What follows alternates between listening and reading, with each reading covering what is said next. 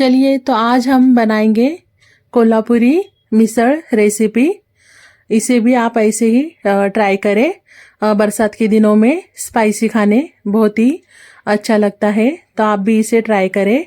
अभी मैंने प्याज, सूखा नारियल, लहसुन और टमाटर को गैस पर भून कर लिया था, और अभी भूनने के बाद इसके पूरे छिलटे निकालकर इसको बारीक मिक्सर जार में पीस कर लेंगे। अभी मैंने पतीले में मटकी और उसमें हल्दी, नमक और पानी डालकर अभी एक साइड इसको उबाल कर लेंगे। अभी एक पतीले में तेल डालकर उसमें जीरा, मुरी और कड़ी पत्ता डालेंगे। फिर जो मसाला पीसा था वो इसमें डालकर अच्छे से भून कर लेंगे। भूनने के बाद में इसमें मसाले डालेंगे। 2 चम्मच धना पाउडर, 2 चम्मच मिर्ची पाउडर, 1 चम्मच गरम मसाला, 1 चम्मच कांदा मसाला और मटकी मसाला 2 चम्मच, हल्दी पाउडर 1 चम्मच और नमक अपने हिसाब से डालें और इसे अच्छे से मसाले को भून कर लेंगे।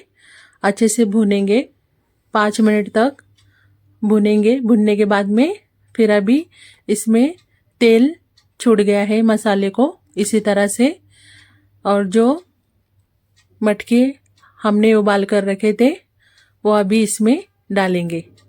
देखो ये मटकी अपनी पक चुकी है। अभी इसे इसमें डाल देंगे।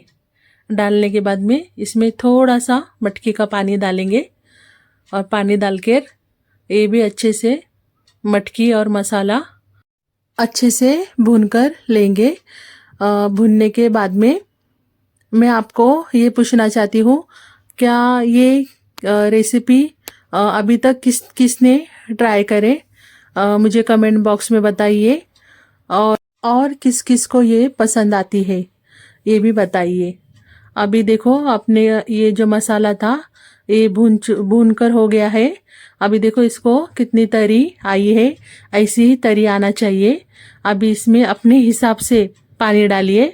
ये मिसळ जो रहती है ये पतली ही बनाते हैं, ऐसी ही इसकी ग्रेवी बनाते हैं। आप भी इसे ऐसी बनाएं तो ये खाने में अच्छी लगती है। अभी देखो इसको कितना तरी आ गई है, ऐसी तरी आना मांगता, तभी बोलते हैं इसे कोल्हापुरी झणझणीत मिसळ रेसिपी। आप भी इसे मेरी तरह से जैसे रेसिपी मैंने बनाई है वैसे आप भी इसे बनाकर देखिए, आपको बहुत पसंद आएगी। और अभी इसे एक उबाल आने देंगे। इसमें कोतमीर बारीक कट कर डालेंगे। और अभी मैंने बटाटे की सब्जी भी बनाकर रखी थी एक साइड में, और अभी सर्व करेंगे। बटाटे की सब्जी नॉर्मल है, कोई भी बना सकता है।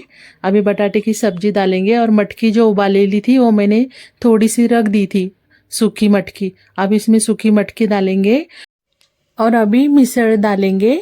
मिसळ डालने के बाद में तरी डालेंगे। फिर इसमें फरसान डालेंगे। आप फरसान भी डाल सकते हैं या तो सेव, बारीक सेव भी डाल सकते हैं। और अब इसमें कांदा और कोतमीर कट कर डालेंगे और नींबू का रस डालेंगे।